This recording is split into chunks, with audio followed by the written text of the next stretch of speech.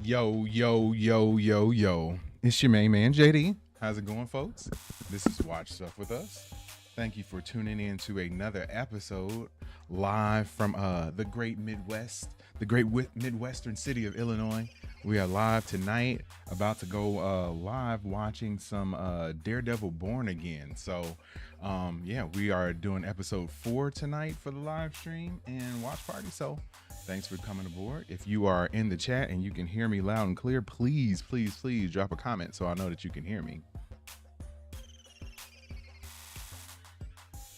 So yeah, I hope everything is going okay with you in your neck of the woods. But I am excited tonight. We have had a really good week stream-wise and sub-wise and video-wise. So I'm really looking forward to having some fun with everybody tonight as we watch Daredevil Born Again episode 4, especially coming off that heck of an episode 3 and everything that went down in that one. So I'm super excited to do that. It is going to be hard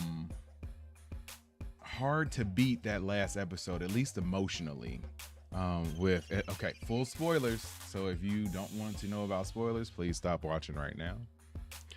3, 2, 1. Okay, we are going full spoilers from here on out. So yeah, seeing White Tiger get shot at the end, oh my goodness, man. There are a lot of different shows that I watch, and when I watch those shows, I usually am smart enough to be able to catch on to almost everything that's about to happen. The way that happened with Black Panther with White Tiger totally caught me off guard. Totally, like 100% caught me off guard. I was not expecting him to just get blown away like that. I don't think it was the actual Punisher. I think it was those police officers that are sort of co-opting his logo. But yeah, I totally was not expecting that. Really caught me off guard. So I'm very excited to see how they follow up that episode, man. That was a lot. It was a lot that I wasn't expecting. I was more so expecting it to be a nice, smooth, subtle episode, and then at the end I thought we were going to get some White Tiger fighting crime, like, he's back on the streets. But I should have known. You should have known. You had a situation where you had a vigilante out there, and the way they had set it up, that Wilson Fisk is not going to be tolerant of vigilantes. So I'm sure he put the word out, and he didn't have to do much once Matt Murdock announced revealed who White Tiger was. Like, that was a huge miscalculation. Yeah, it got him off, but it also ended up leading to his death. So man, it's a crazy conundrum. Like, should he have even come forward with the who he was? Was that necessary in order to get him his freedom, or could he have not done that, still won the trial, and still kept White Tiger safe? So I think the way they presented it, at least the way I figured, he was either going to go to prison and get killed in prison, or he was going to be free and get killed the way that he did. And yeah, it sucked. They did enough to make us invested in the character, and then just pull the rug out from underneath us. It was dirty. Marvel, you guys are dirty. And they even had the croaky frog at the end of the episode, just croaking in the background, how he had talked about how he was going to go back to Puerto Rico and be able to hear the frogs again. And alas, that is not going to happen. So yeah, crazy episode, very good episode. I am super excited to watch a quick recap of the episode, and then we can use that as a way to give us a little bit of a warm-up for everything that's going to happen tonight. So yeah, if you are watching, please, please, please drop a comment. Let me know where you're from, who you are. I know we have a few regulars who normally show up, so I'm hoping they come through tonight. But if you are joining us for the first time, like I said, my name is JD. I appreciate you for tuning in and hanging out with us. But yeah, I am super excited to watch Daredevil Born Again tonight, so we shall see.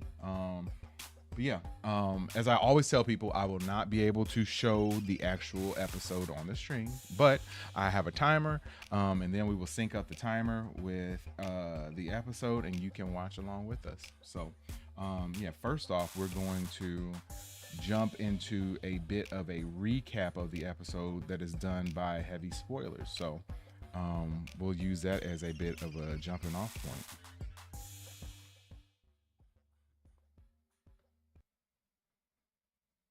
Get that set up real quick.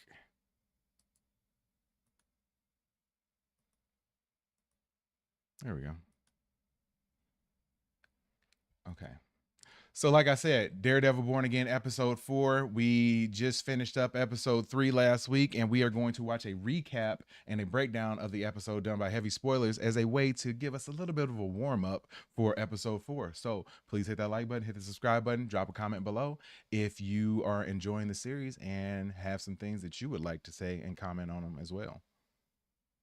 What's poppin', my Daredevils? It's me, MT, and welcome back to the Heavy Spoiler Show, y'all. This is going to be a breakdown of episode 3 of Daredevil Born Again. So, if you haven't seen this episode, just know that there will be spoilers ahead. And trust me, you're going to want to go into this one blind. No pun intended. So, let's get into the super intense episode, shall we? Much like the last episode, this episode centers around the White Tiger, Hector Ayala, once again, as Matt Murdock faces off against District Attorney Benjamin Hochberg to determine whether or not Hector Ayala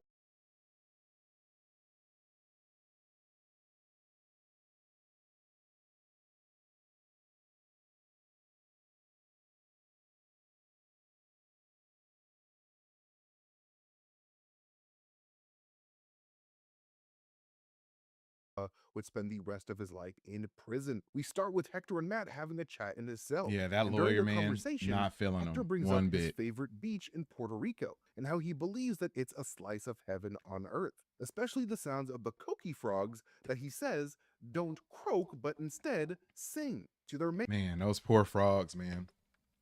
Like I said earlier, at the end of the episode, like, and I don't really do that a ton, but that got me a little choked up. And I mean, and it was a character who you don't really know a ton about, but I felt like I came to know at least enough of White Tiger that I cared about the character. And to hear those frogs at the end of the episode, man, that hurt me. That hurt me knowing that he wasn't going to be able to see him again or hear him again.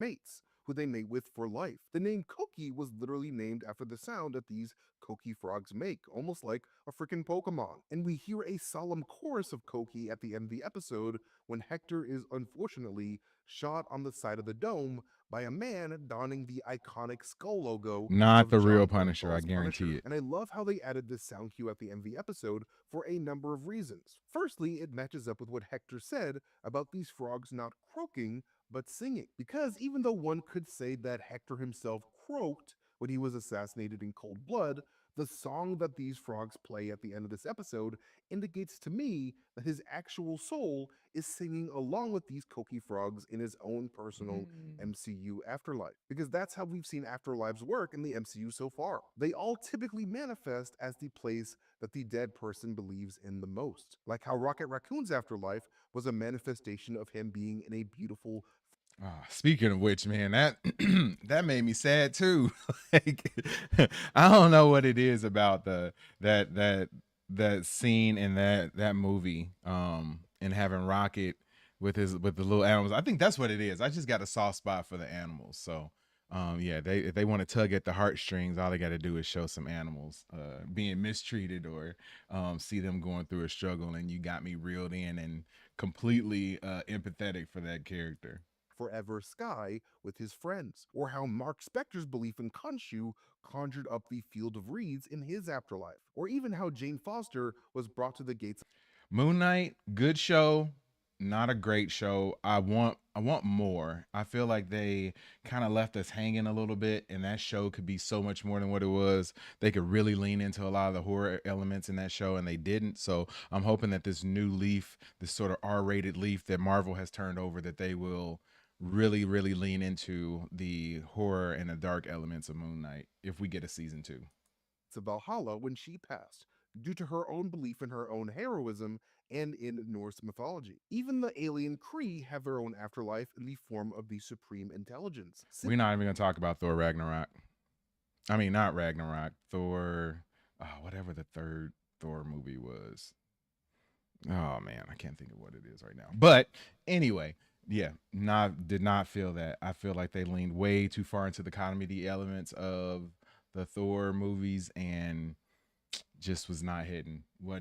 Simply because they were taught to believe that this is where they will rest peacefully when they die. Well, before the Supreme Intelligence was murdered by Captain Marvel was a good But flick. whether or not a person is religious, in the MCU they will typically end up spending their afterlife where they would like to the most. And so this episode's cut from Hector's death to the sound of these Koki frogs feels like we were listening to the song that Hector is listening to in his afterlife. An afterlife where he gets to sit on a beautiful Puerto Rican beach and enjoy the view forever with all of his ancestors who once did the same. Which is why Matt saying the following to Hector at the start of this episode is particularly prophetic. You're gonna see that beach again, Hector. I promise. And you'll be reunited with your family. And of course, Yeah, the thought he of promised Hector he was gonna see it. All right, he kind of delivered him to that beach in a way that he probably didn't want to go too. resting in peace is a very welcome one, considering that actor Camar de los Reyes would lose his battle to cancer on Christmas Eve 2023, not long after shooting this series. So may he too rest in perfect peace. He was a fan. Yeah, which is crazy, man. Like, to have the actual actor pass away as well. Yeah, that's too bad. And you can tell that he kind of looked a little thin and a little sick during the episode, or the 3 episodes that we've seen thus far. So man, my heart definitely goes out to him and his family. That's really too bad. I like that he left a very good legacy for the character, even though he had a limited time portraying him. Fantastic actor who put in a phenomenal performance in this episode. Then, after the intro, 2 gangsters get murked in the night by 2 other gangsters while delivering a shipment in a truck, leading to tense relations between gang leaders and both Wilson and Vanessa Fisk later on. And after this, we get another man on the street segment with BB Urick. And she talks to an older man who mentions that he always keeps his piece on him and isn't afraid to press that piece. What do against you guys anyone's think head. of these BB report vignettes that we get? I think they're good. They're good for exposition. I don't I like her past, with her uncle being on the show previously. But yeah, I think that it serves a decent purpose. It's an interesting way of storytelling that we haven't really seen a ton of as far as Marvel is concerned. So I'll take it. Head should they invade his privacy. More foreshadowing towards Hector's fate towards the end of the episode, as he too would end up taking a bullet to the side of the head for invading the privacy of some corrupt cops. And also because Matt would invade his own privacy by exposing him as the White Tiger later on. Then we cut to Wilson and Vanessa having an awkward meal together. Vanessa tells Wilson that all this gang violence between families is happening. Yeah, the Wilson and Vanessa relationship is, man, I wouldn't even call it rocky. What's worse than rocky? It is on life support, I would say. Like the chemistry that they used to have is completely gone right now. There's gonna have to be something to like reignite the flame that they have, because the way that they disagree currently on business, it has definitely bled into their relationship, and it is not a good look for them right now. Purely because neither of them are around to maintain order. But Wilson merely tells her that his days of getting involved in beef like that is over, as indicated by his knuckles that are apparently slowly healing throughout the course of the series, showing that Wilson has not had to beat the soul out of anybody in a long ass time. Yeah, and I mean, I thought that they showed a great contrast with Matt having his knuckles and arms and stuff bruised up from his fight that he had too. So both of them are living double lives. I don't think the way they talked about it was like his scars were healing. I feel like those scars that he had, that Kingpin had on his knuckles, are fresh, and that he's doing some stuff behind the scenes to relieve that anger that he has built up inside of him. And he doesn't want to let on that he's doing that, but I think that that's what's happening. I disagree a little bit with what they were saying, that those scars were healing up. Like, nah. Him and Matt, two different sides of the same coin. A little bit later after this, we see Cherry taking a visit to the safe house where he and Matt stashed Nikki Torres so he could ideally testify about how Hector was actually helping him from getting beat down by Officer Powell and his friend, Officer Roadkill. And when Cherry goes to enter the safe house, he walks past a Punisher logo spray painted on the wall with the word triggered on the forehead, further demonstrating the Triggered. growing movement of corrupt cops taking inspiration from Frank Castle's radical and vengeful lifestyle. Then heading I think we need to get some Punisher in this episode. Like that has to happen. That has to happen in this episode. Like he's got to make an appearance.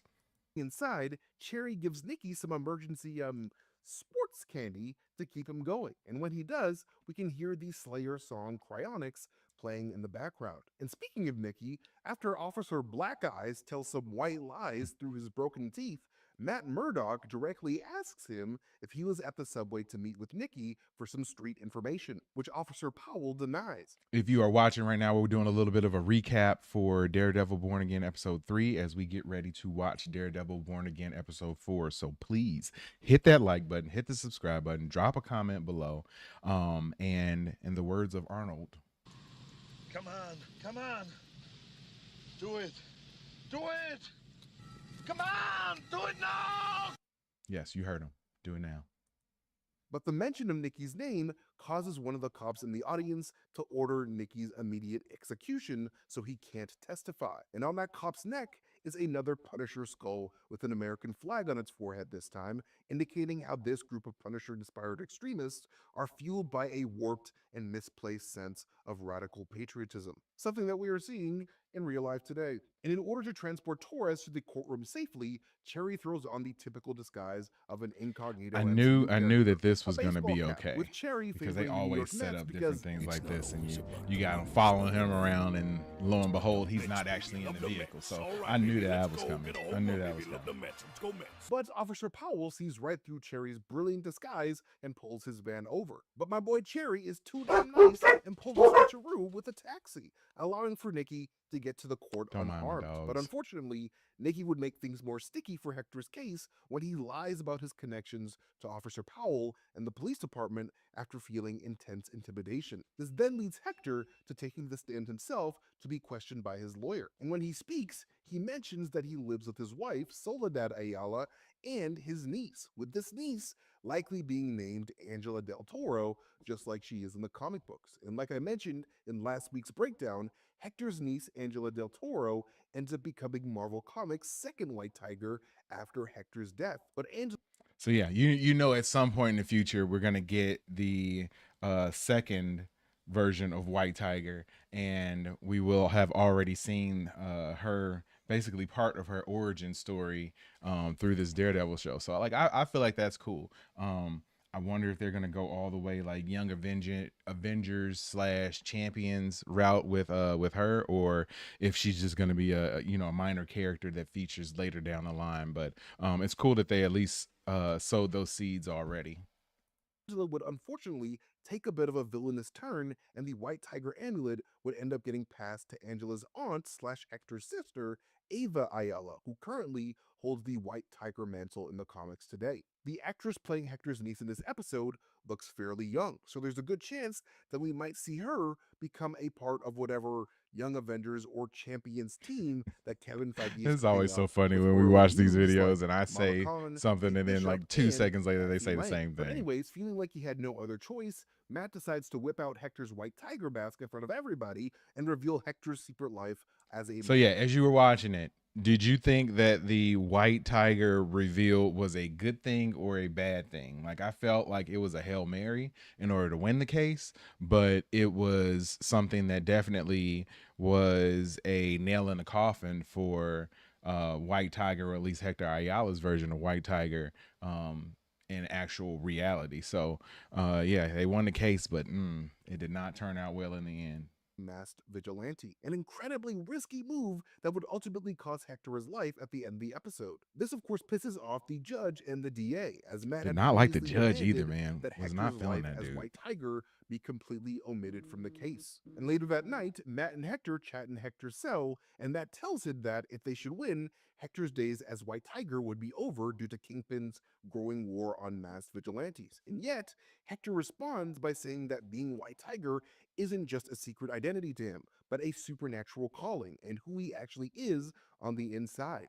Again, echoing the relationship between MCU gods and their human avatars. Much like how T'Challa and Shuri are one with Khonshu. Bast, the Panther god, Mark Spector is one with Khonshu, and Jane Foster literally became Thor. And with this new White Tiger revelation having come to light, the next day in court saw White Tiger's heroic accomplishments take center stage. And while listing off different police officers that Hector has helped as White Tiger, one of the names that pops up is an Officer Morales, a huge potential nod towards the father of Spider-Man. Yeah, I picked Miles that up Morales, immediately Officer as Jefferson soon as I Morales. saw And we them. already know that the As soon as they Morales said the family last has name canonically Morales and existed Officer in the Morales, I MCU was like, since oh Donald man, Glover made a cameo Easter egg, in Easter egg, 2017's Easter egg right Spider-Man there. Homecoming as Miles Morales' uncle Aaron Davis before appearing again as the Prowler in a Spider Army anomaly prison cell in 2023's Across the Spider-Verse. So, if this is another tease towards Miles' family, it might be a sign that we could be seeing Miles Morales himself pop up in the MCU really soon, maybe in the upcoming Spider-Man 4.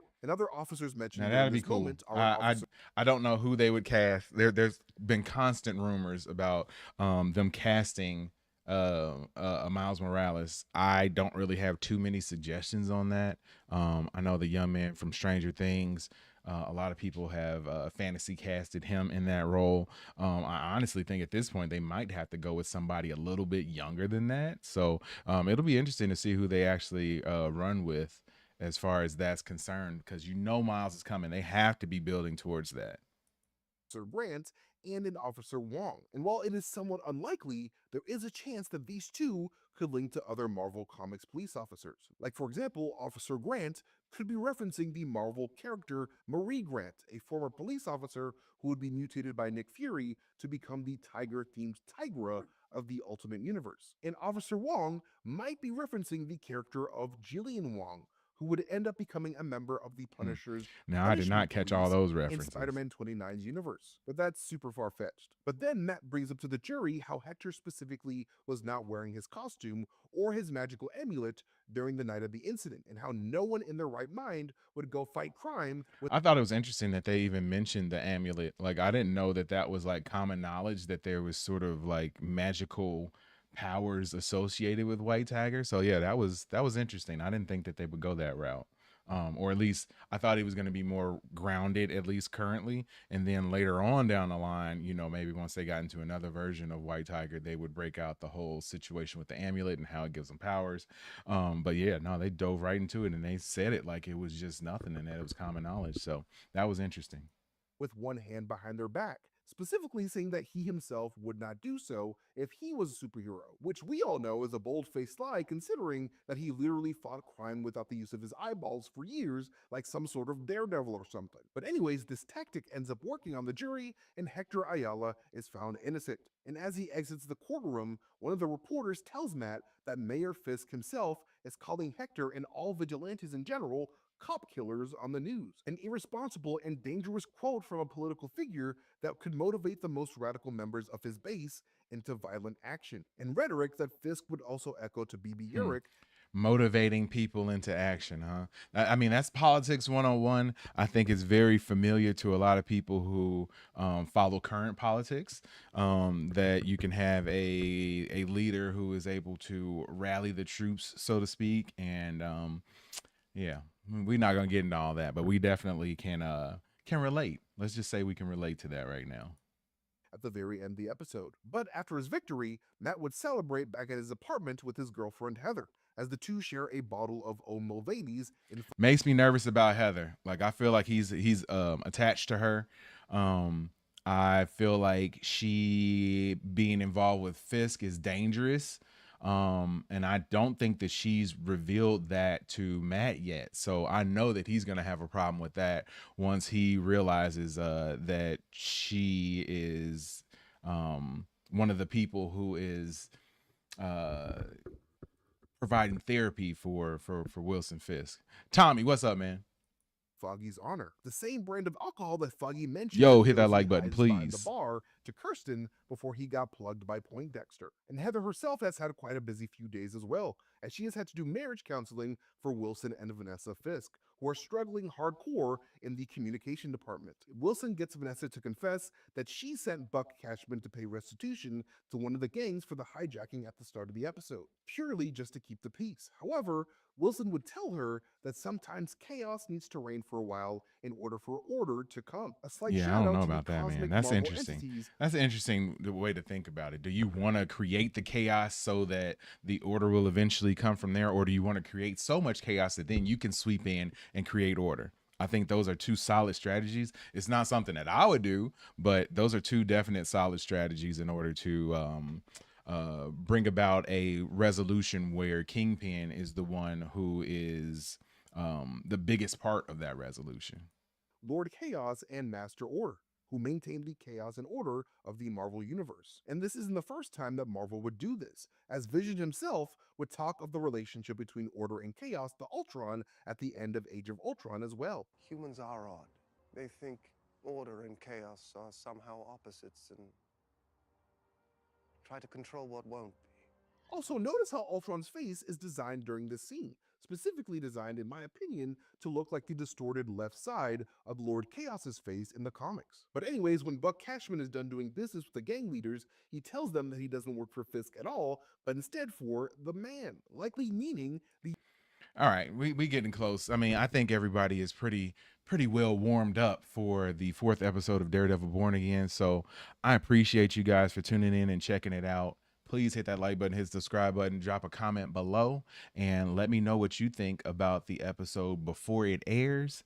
And afterwards, you can drop in and we will be covering a full reaction of everything that went down on the episode too. So I appreciate you for tuning in. Thanks much. I'm JD. Peace. All right, guys. Yeah, what did you say? Tommy says Fisk is playing chess with Vanessa. Oh, 100%. 100%. And I mean, as much as Vanessa wants to act like she knows exactly what's going down, I don't think that she has the necessary experience, or at least not right now. She doesn't have the necessary experience to be able to call the shots on the level that Wilson is at right now. We're going to meet Muse. Yeah, I think we've already met Muse. If unless I'm mistaken, I think the guy who went to go talk to I can't remember her name, but the therapist lady, and she gave him her card. I think that was Muse, just not in his Muse gear yet, because he was saying that he needed some therapy too. So, but yeah, we're coming up on like less than a minute before the episode drops. So I'm going to go ahead and switch streams real quick. All right, we got our timer on here set and ready to go. Let me pull that up. The way we are going to do it is once the episode launches, I will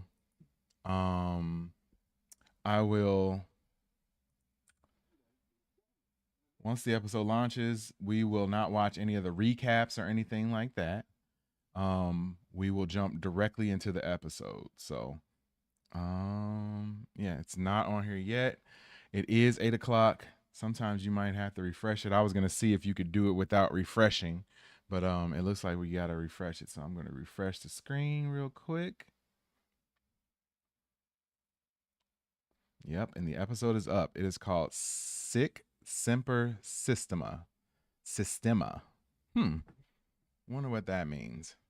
Sounds military. But yeah, so we are going to go ahead and get the episode started. I'm going to get it queued up, and then I'm going to start the timer. I'm going to skip the recap. All right. So yes, we are okay. Need a minute. All right, I'm going to give you a solid minute. We'll start at 8:02, right at 8:02. So yeah, if you are tuning in right now, thank you for checking out the stream. Please hit that like button. If you have not subscribed to the channel already, please hit that subscribe button as well. We are going to go live right now. We won't be able to show the episode on the stream, but we can start it at the same time and we can watch it together. So that will be pretty fun. Yeah. And let me get my subtitles on real quick. And they are there. Boom, boom, boom. All right. Got one more minute. And then we're going to start the episode. And I'll start my timer. Let me see if I can move my timer over a little bit real quick. I hate having to adjust stuff on the fly, but this needs to be moved a little bit, just a little bit. All right. Yes, we are going to start episode 4 of Daredevil Born Again. If you want to sync up with me, like I said, I got a timer. And once I hit play, we will start that timer at the same time. All right. Tommy says he is ready. I waited for you, man. I waited for you. All right. We're going to go ahead and start in 5, 4, 3, 2, 1.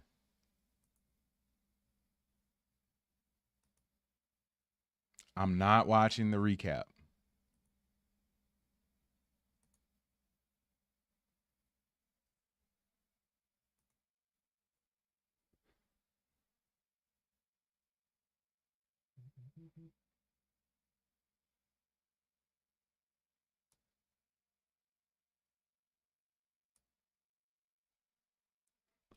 Oh, dang. There's this amulet right there.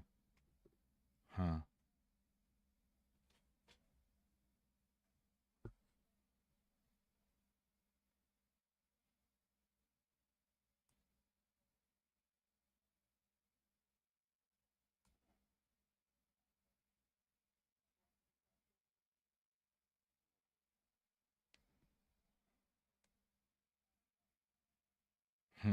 Not on the body, huh?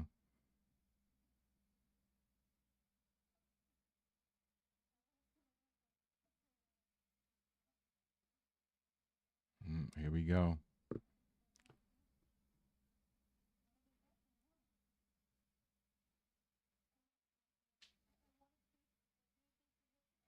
Oh, here's her anger.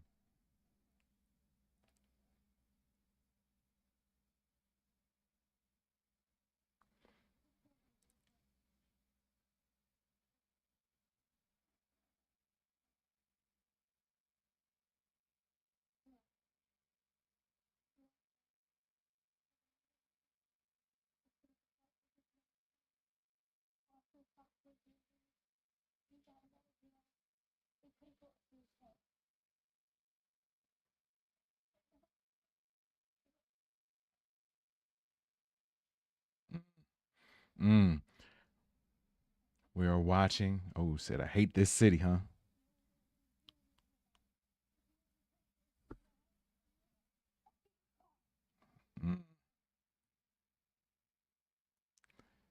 Seeing the birth of a new white tiger right now. If you are watching, thank you for tuning in. You can see my timer in the corner of the screen. I'm watching episode 4 of Daredevil Born Again right now. Please hit that like button, man. I really, really, really would appreciate your support and your subscription if you so desire.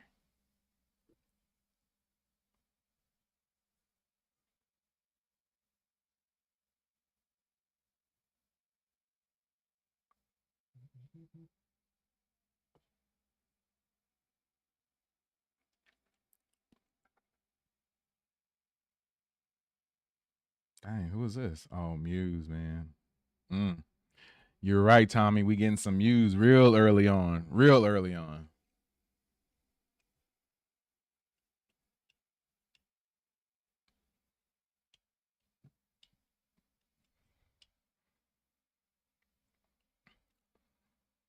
I like I always say, I like the intro, but I don't love the intro. I keep expecting and wanting to hear the Netflix version of the intro, so like it's always a little bit of a letdown. There's definitely a lot of the same the you can tell that this theme is derived from that one almost directly, but there are some differences. It's not doesn't quite hit the same. Not exactly the same. But I do like this one too.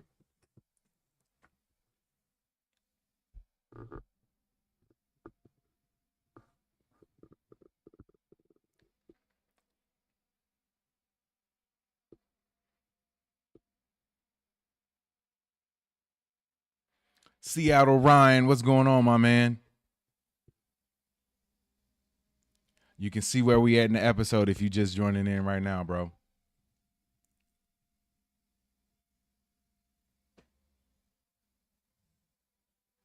If you just now tuning in, you didn't miss a ton. Had the niece of White Tiger basically showing a little bit of her origin story, talking to Matt how she knows it was a setup. You know that they're gonna eventually have her be the actual or the next version of White Tiger soon. So yeah, we just had a title credits roll.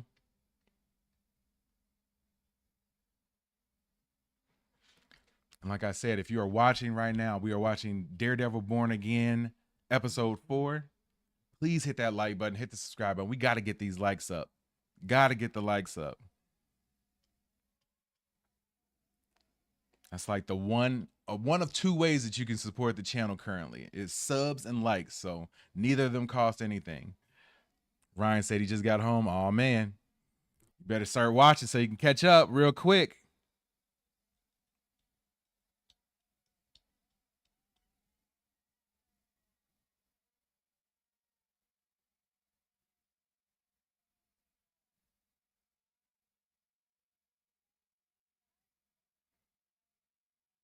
Much love. I appreciate everybody who hit that like button, man. Keep them going. Keep them up. Keep the likes up.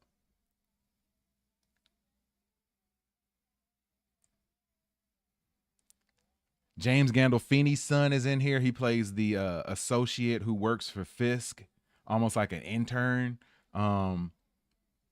Interesting character so far. So definitely seemed like a clinger on type dude.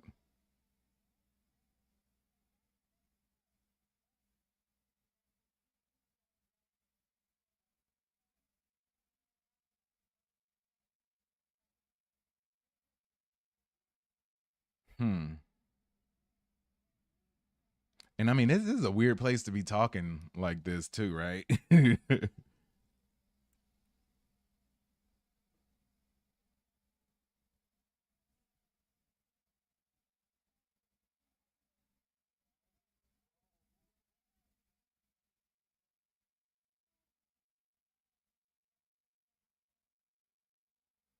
Captain Planet.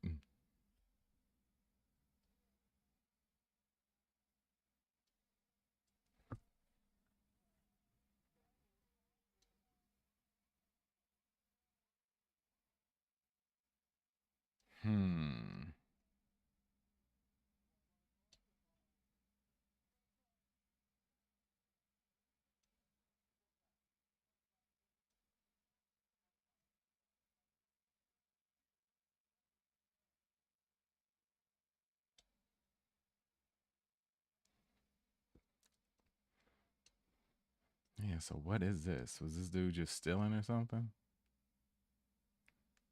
Matt holding on to that horn too, man. I know it's got to be biting. It's got to be eating at him that he can't put the suit back on right now.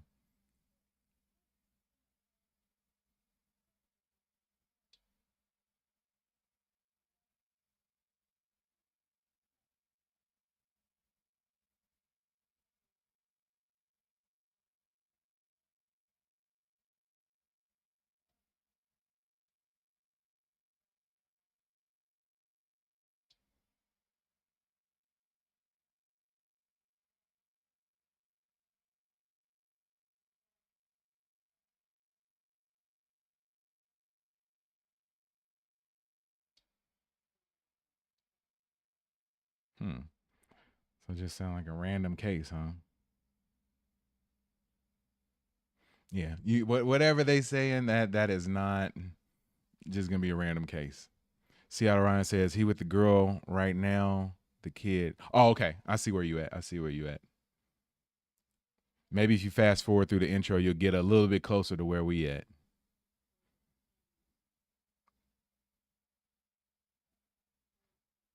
Like I said, man, for whatever reason, the actor and actress who played these characters, Wilson Fisk and Vanessa, did not film these scenes together. So yeah, I don't know what's going on with that. They definitely did some camera magic with it too.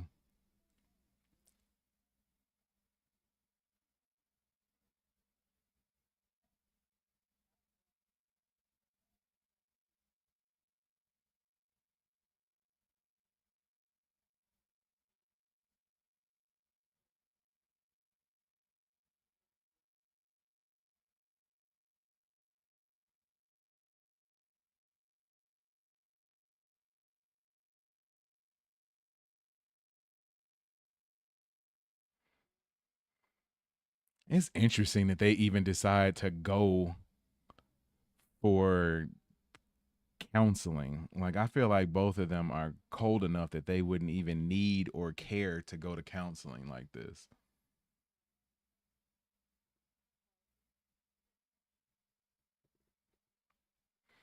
Ah, dang, man. Sorry, Ryan. You're still not too far behind where we're at. If you are watching right now, we're watching episode 4, Daredevil Born Again. Drop a comment below if you're watching right now, and you can get in on the chat with us.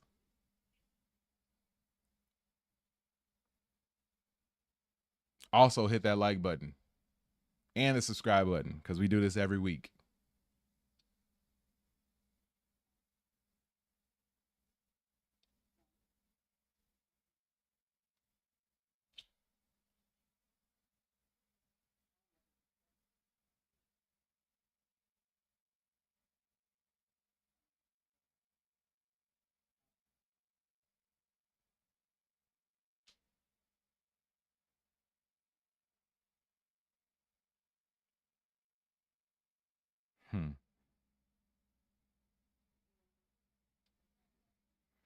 Yeah, their relationship has been weird from the jump. Yeah, Tommy, you right about the actress that plays Vanessa, man.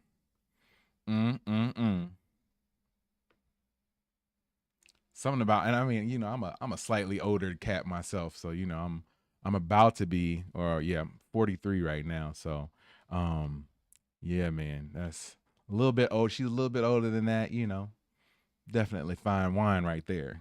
And of course, I talk like that when my wife ain't on the stream with me.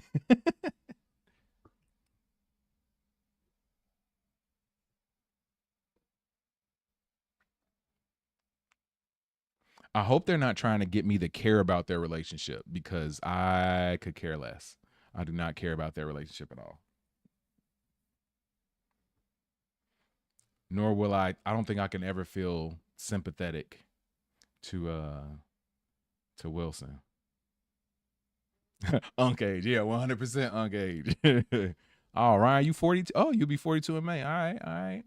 We around the same level. That's cool, man. That's cool.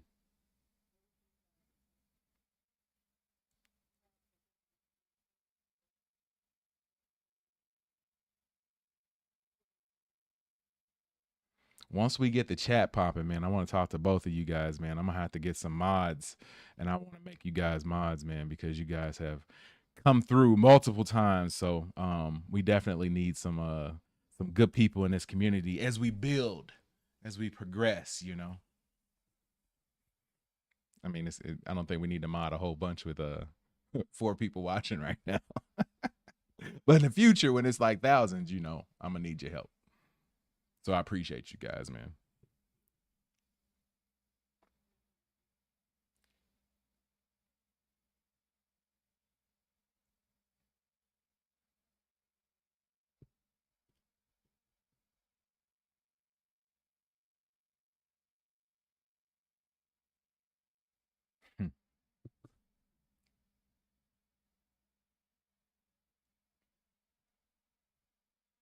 Does she feel safe? So she don't think that Wilson can harm her or would harm her. Interesting. I don't know if I agree with that. I think the only reason you put something like that on the show is because eventually he is gonna harm her. Yeah, we do got time, man. We got time.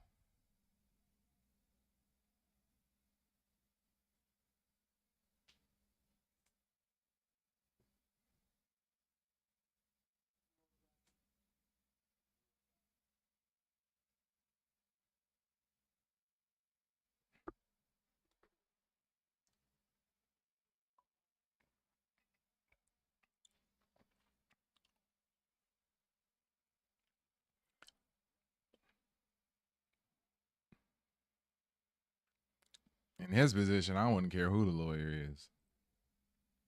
And I don't know how anybody hasn't heard of Matt Murdock at this point.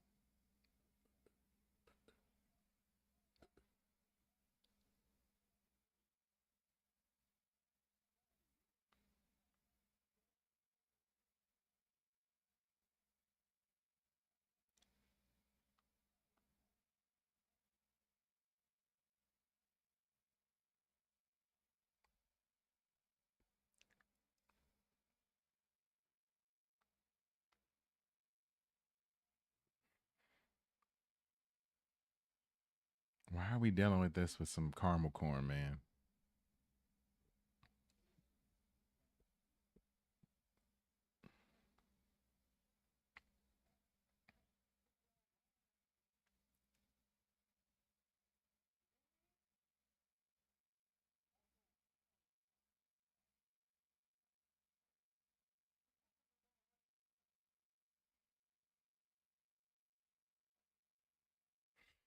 What is this? A scroll? Man,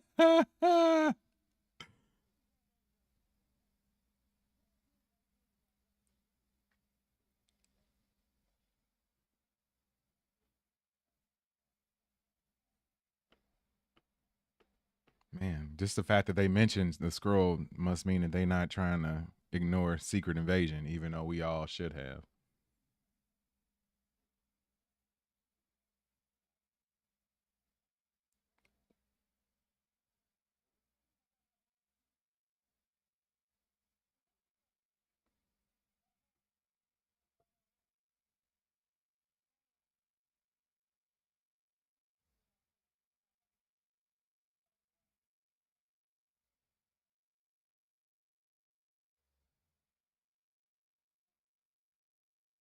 Hmm.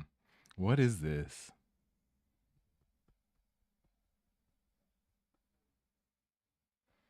Why are we following this dude's case?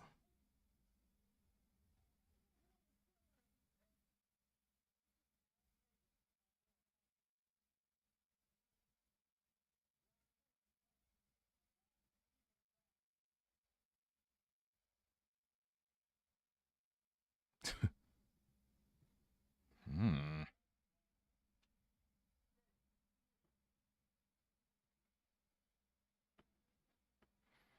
I don't understand why somebody would be rude to their lawyer. Like, that's your only hope.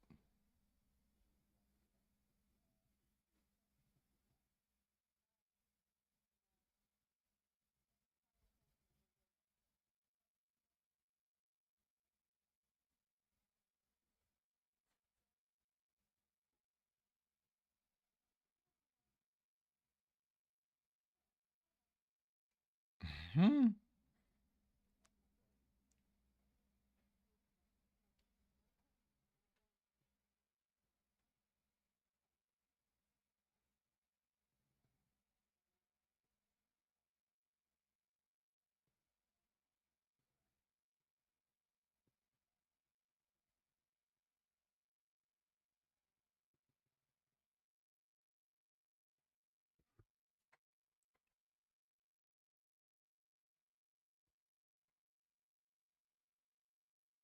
Hmm.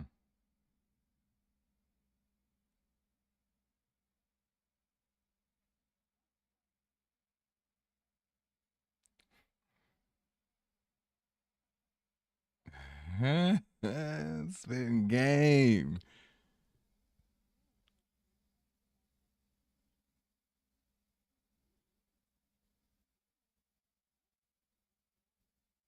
Is this really how it goes down too? Like, do they really like barter like this? Cause man, I thought it was way different.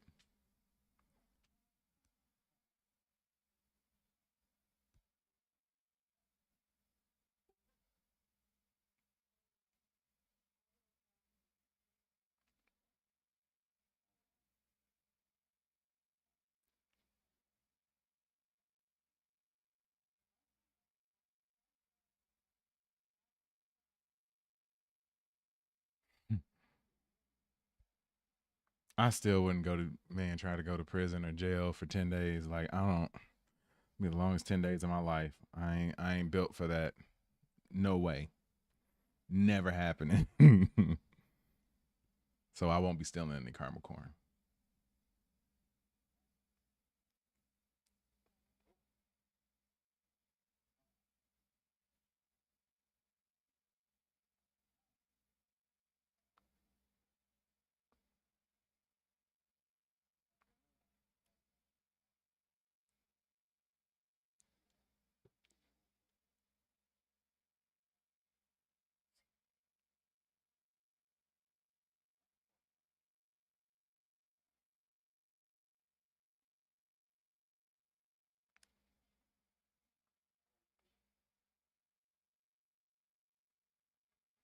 You know he ain't gonna say it.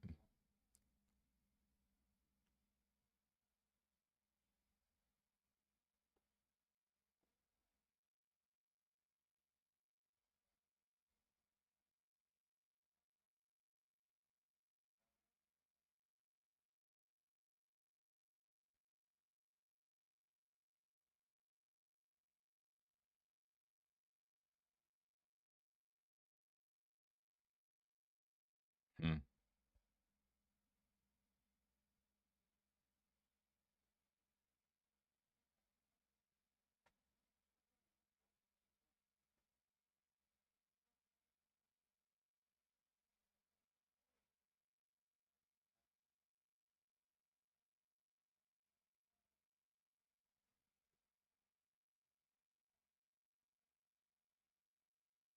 Hmm. Hmm.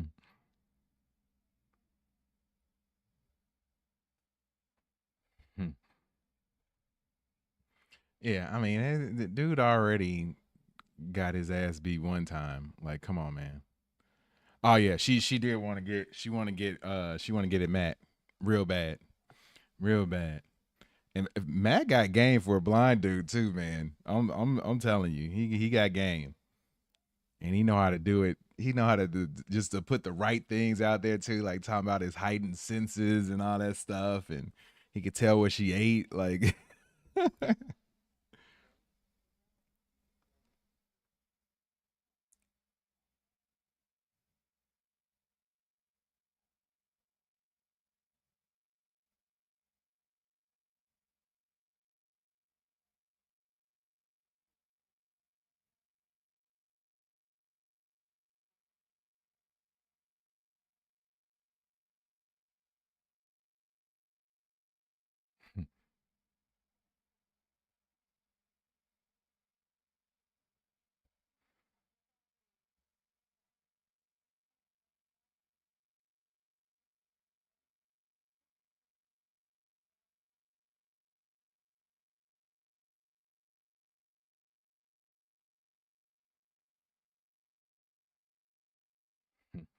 used to a different approach. I bet. Yeah, yeah.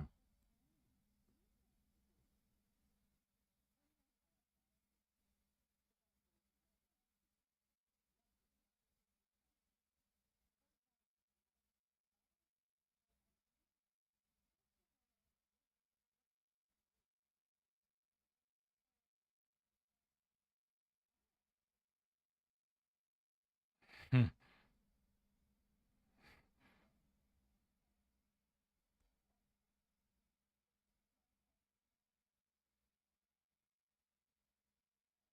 I mean, she trying to tell him the truth.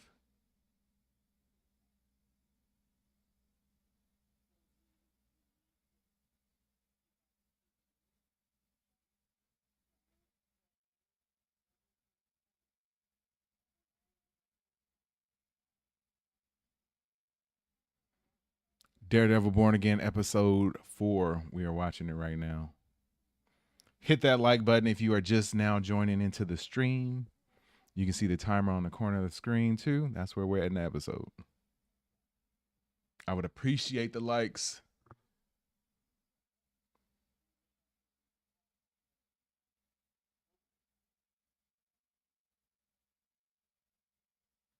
Blind Fury.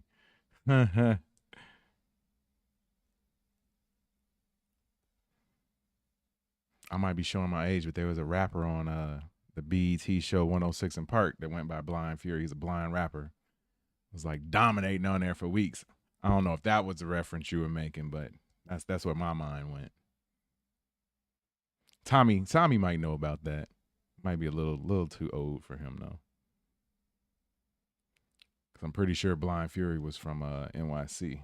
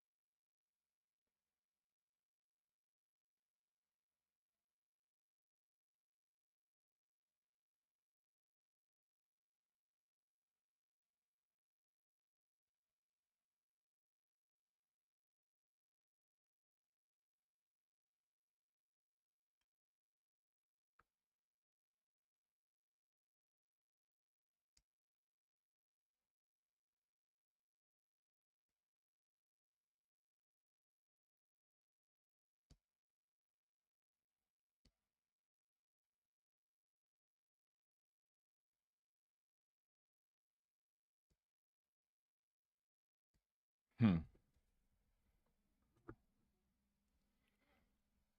Oh, okay, okay. You were talking about Blind Fury. All right, all right. Okay, okay. You getting your credit's going up a little bit, Ryan. Hmm.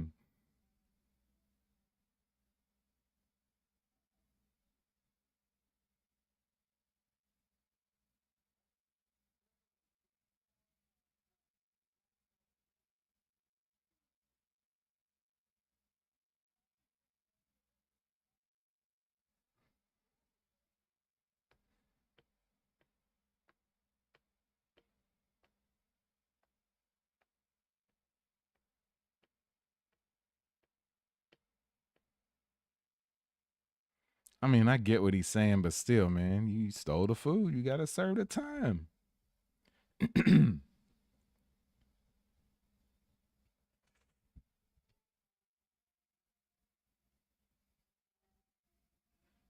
Hmm.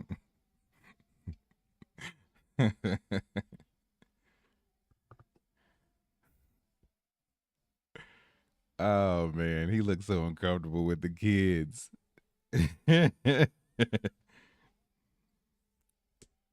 When is he gonna snap? You know it's coming. He's gonna snap at some point.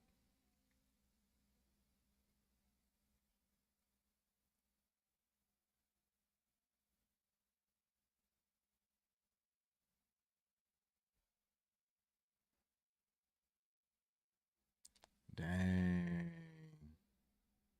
So she put out a bogus article on him.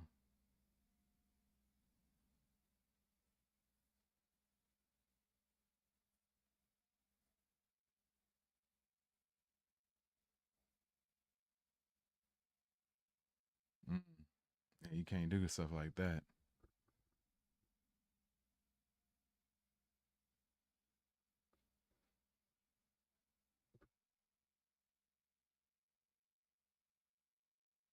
Hmm.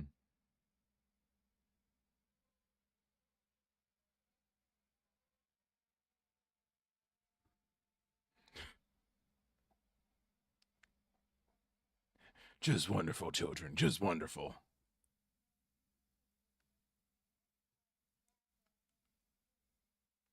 I don't need a. I don't need another encore or anything.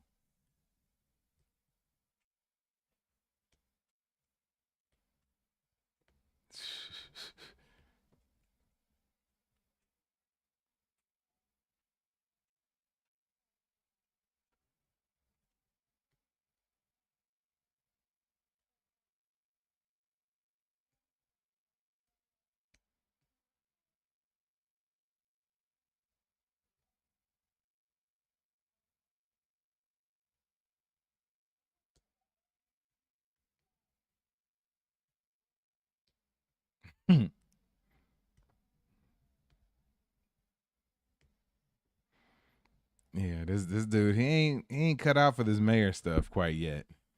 Maybe he's gonna get better though, but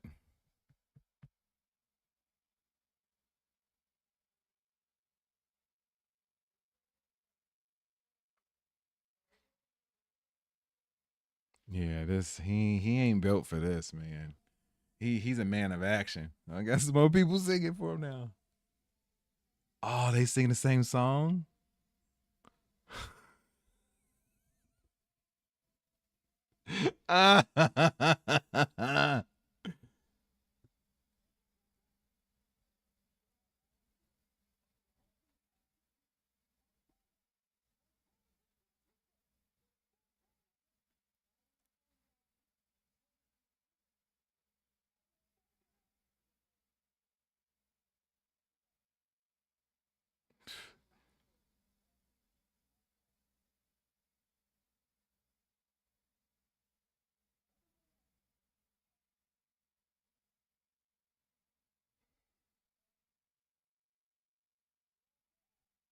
Hmm.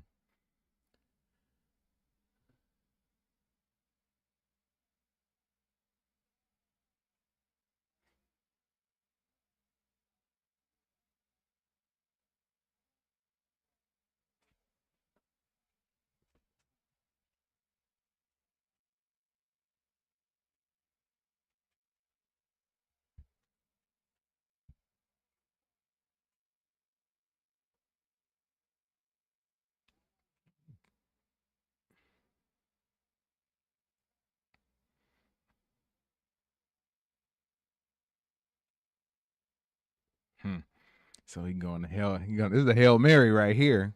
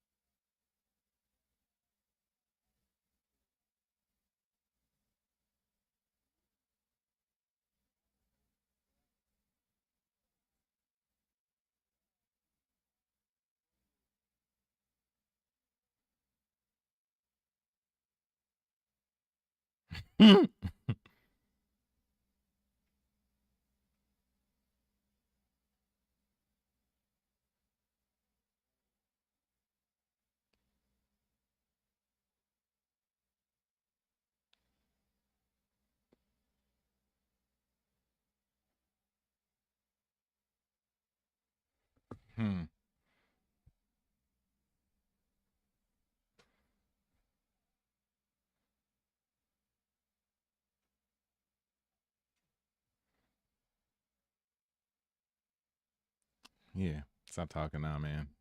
You did it.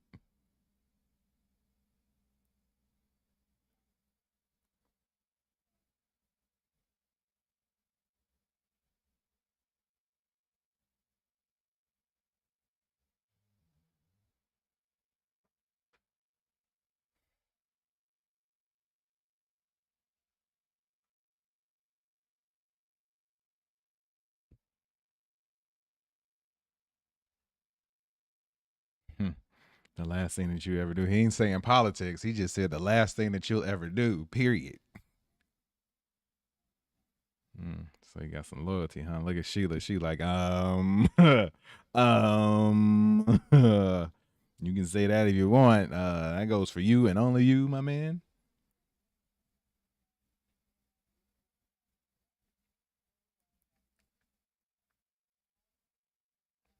Didn't NYC just get like garbage service or something like that where they don't have to leave it on the street anymore? I could have sworn I saw that or read that somewhere. I just take stuff like that for granted, man.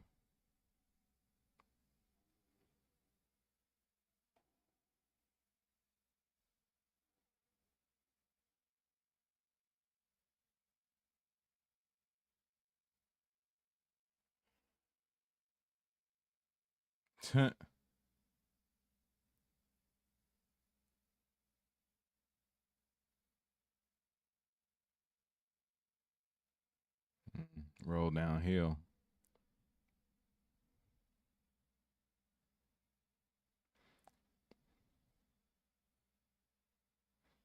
Right down the drain, huh? Okay. Okay.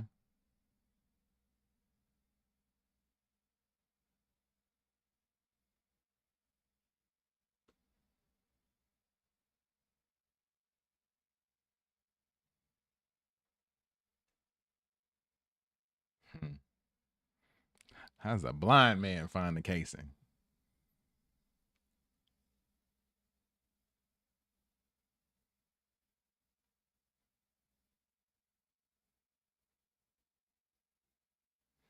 But I mean, isn't it like tainted now? It's got his fingerprints and stuff on it.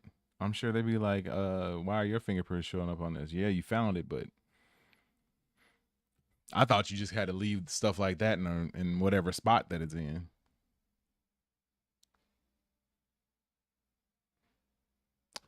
Daredevil Born Again episode 4. We're watching it right now. You can see the timer. That's where we're at in the episode. If you want to join in. If you want to drop a comment, go ahead and do that as well, as we are discussing the episode right now. Also, hit that like button, please.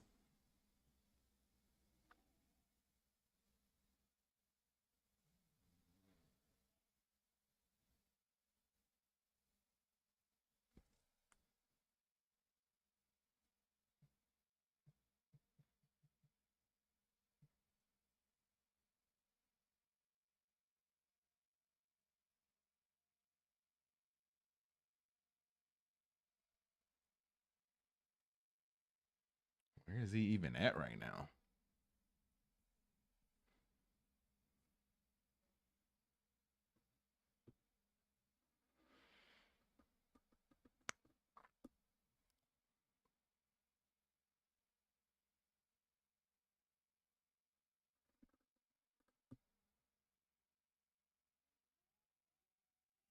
Mm.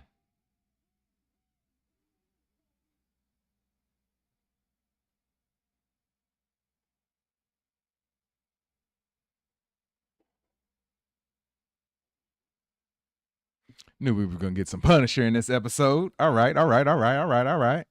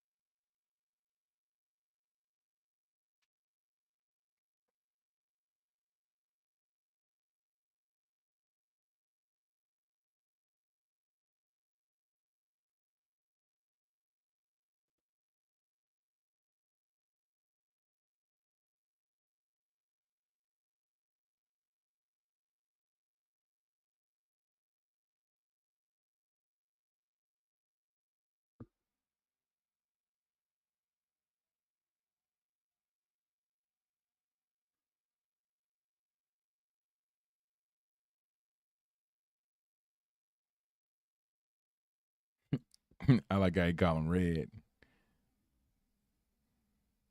Oh yeah, man. Kingpin is beyond sketchy.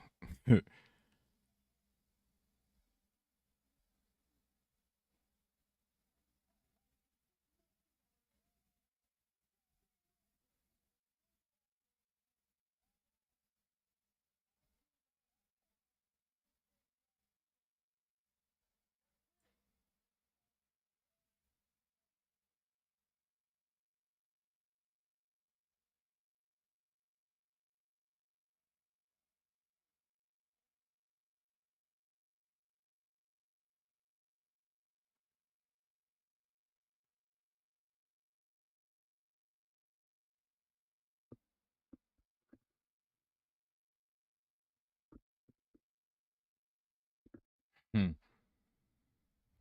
Like he read Matt. Yeah, Ryan. Unpredictability is like the name of his game, man. Like you got to realize that you playing with fire if you hanging out with that dude and trying to work for him. And he feels like that guy's gonna feel like he owes Kingpin something, so he's willing to do whatever.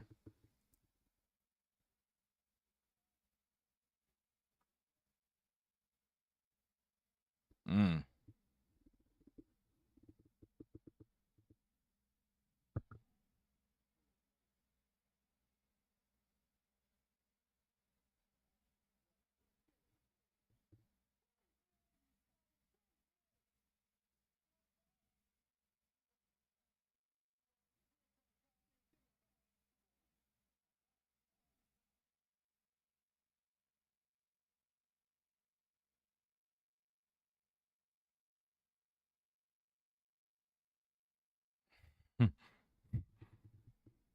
Oh yeah, definitely. Just it's the same dynamic, man. And you know how that ended. You know how that ended for his boy. Yeah, I forgot his name too.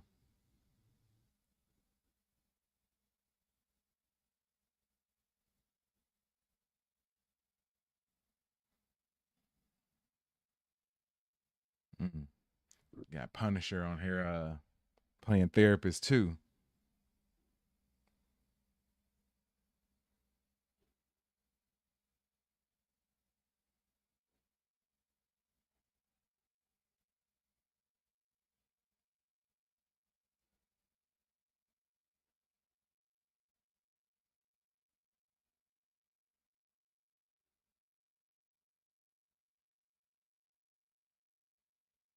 Hmm.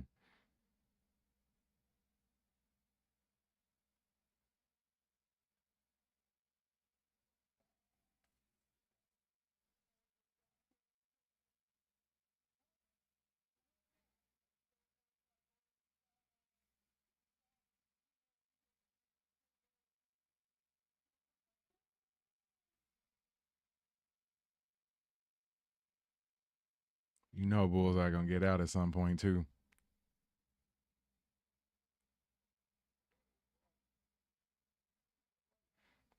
Foggy ain't get life.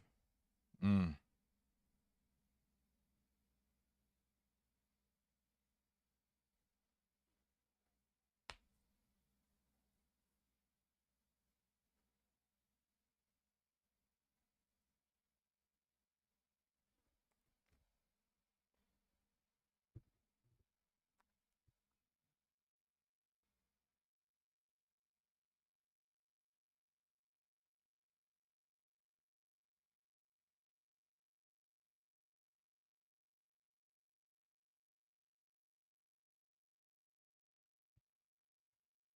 Hmm.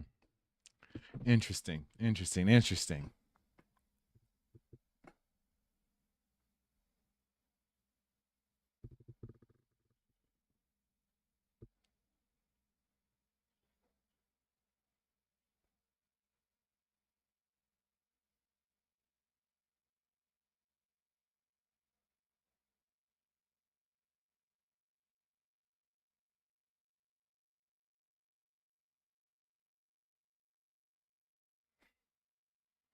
They're dynamic. This Wilson and Vanessa dynamic is weird, man.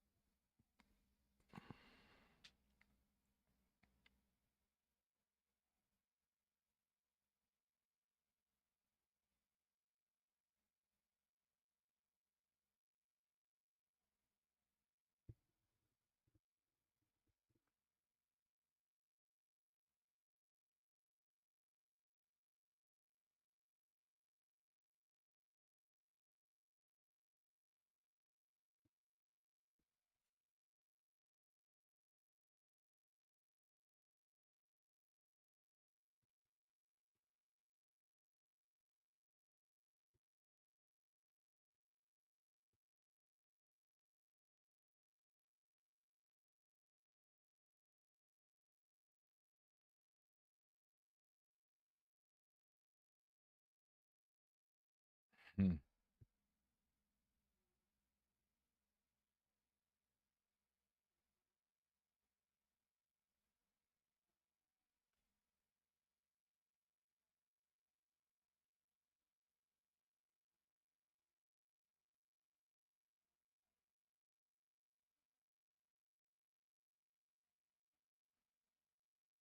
Hmm.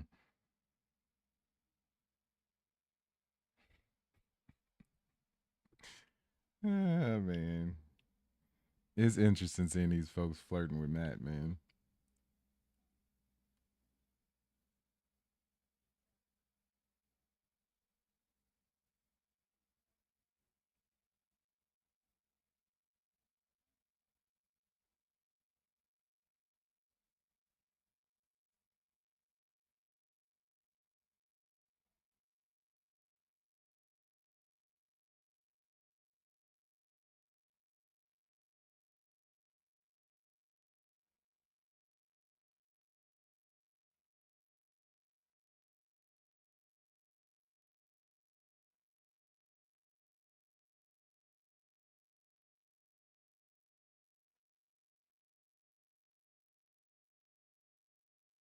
Hmm.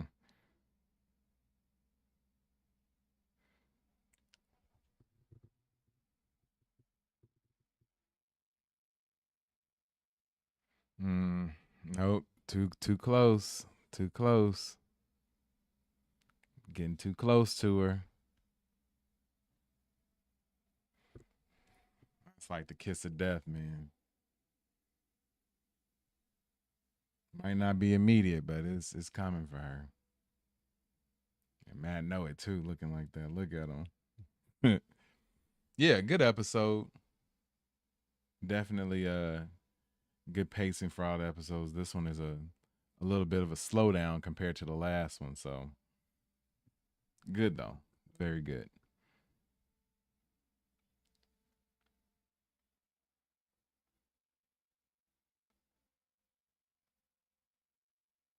Oh, you gonna go get the outfit? You gonna go get the suit?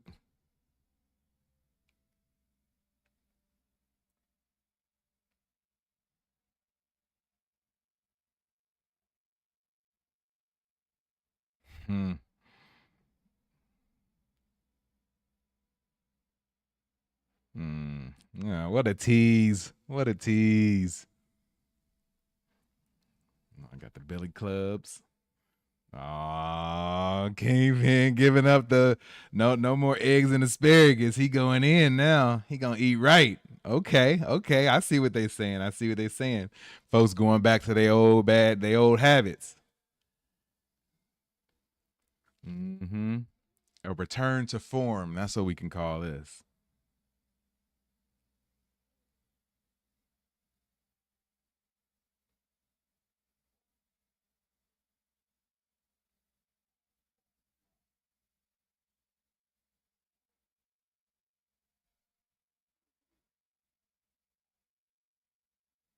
Adam. Who the heck is Adam?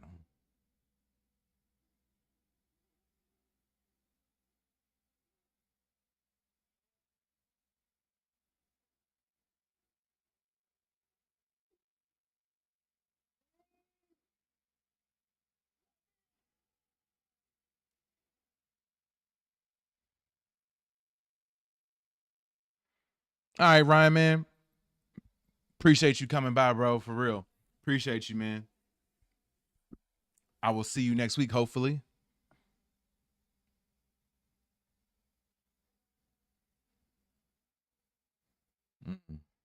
Yeah, we got to get into some more Muse, man. We made it through 4 episodes already, and we ain't really seen him do his thing yet.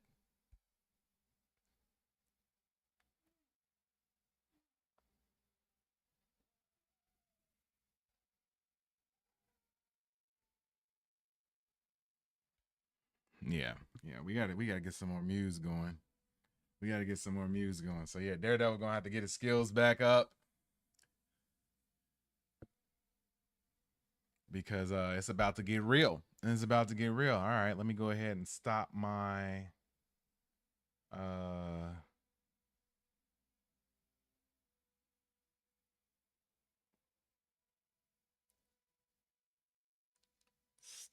timer real quick and switch screens up real quick. So yeah, that was a good episode. All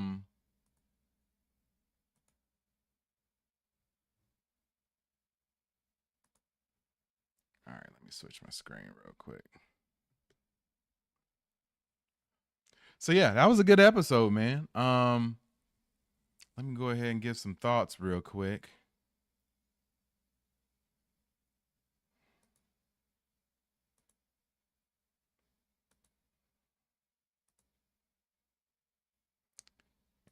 And let me set that up. Okay. All right, we just finished watching Daredevil Born Again episode 4. What are my thoughts? As far as the episodes go, I would say I would rank this one at the bottom so far, and that's not to say it was a bad episode. I would rank it at the very bottom of the 4 episodes that we've seen thus far. There was a lot of setup in this one. You kicked off the episode with Hector Ayala's niece, sort of building a case for her eventually turning into White Tiger. And she had a meeting with Matt, or she ran into Matt, I should say.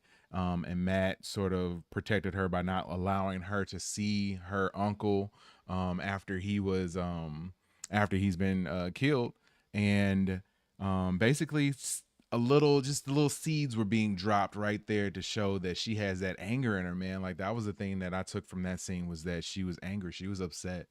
And I feel as though as she gets older, she's definitely going to want to put that White Tiger suit on for herself and go and do continue her uncle's legacy. After that, what did we have? We had a little bit of the therapy scene between Vanessa and Wilson. Those scenes are interesting. I guess it shows the distance that they have between each other, the continued distance that they have between each other. It seems as though Vanessa is, or at least she said she isn't afraid of Wilson, and basically Wilson told her that she doesn't have anything to be afraid of as far as he's concerned. But whenever you have something like that happened, that instantly makes me think like, nah, she should be afraid of this guy. And I think that as soon as Wilson realizes that she's more trouble than she's worth, he's going to be able to separate that person and be able to get her pretty much out of his life, whether that's the metaphorically or actually physically out of his life too. So yeah, I thought that was interesting. I feel like Vanessa is a bit bold and a bit boastful too. Like she's a little too overconfident. That's the word I'm looking for. A little too overconfident. Like, does she understand the man and the monster that she's dealing with? I don't know that for sure. After that, the other key thing that we had in here was James Gandolfini's son. I can't think of his name at this point, but he basically gave some information to some people that ended up leaking a report out about Wilson Fisk and saying that he was a union buster. So Wilson got very upset by this, wanted to figure out who the leak was. James Gandolfini's son came up and said, hey, it was me. And basically said that, like, hey, you know what, I messed up. I know that I messed up, but you have somebody who is willing to give and do whatever for you at this point. And basically Wilson took him up on his offer and said, like, all right, man, like, you know, I'm gonna forgive you this one time, but it will never happen again. And that sounds like a threat, and he should take it as a threat. So if you're going to stay on and stick around, you're going to have to be on point, and you're going to have to do everything that this man asks you to do.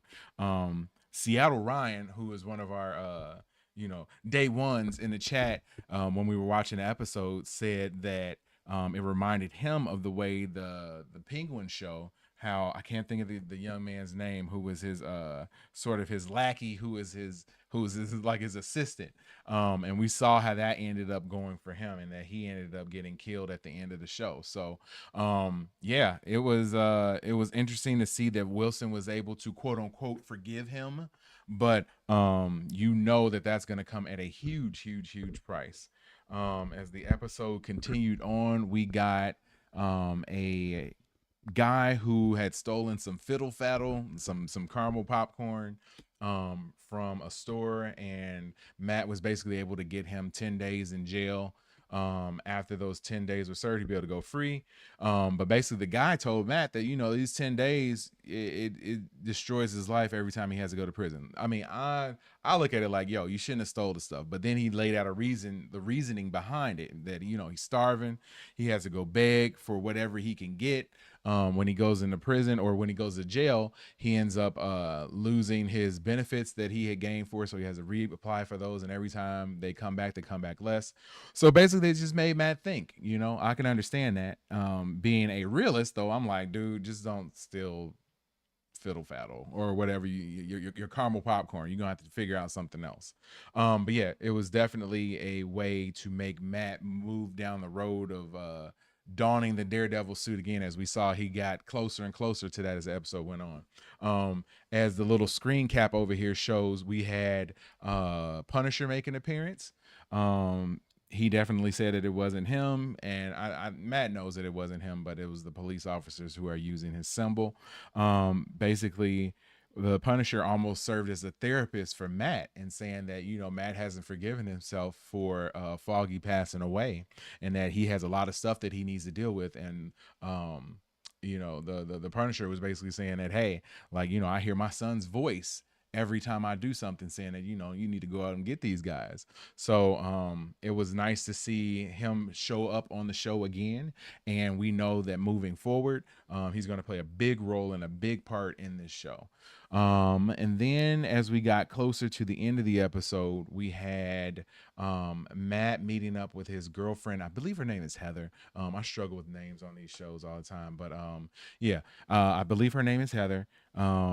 And basically he came home and Heather was there. He felt, or Heather was worried about him. And that, I think, was another thing that pushed Matt towards getting closer and closer to going back to his Daredevil days, in that he knows that he's going to have to be out there to protect her.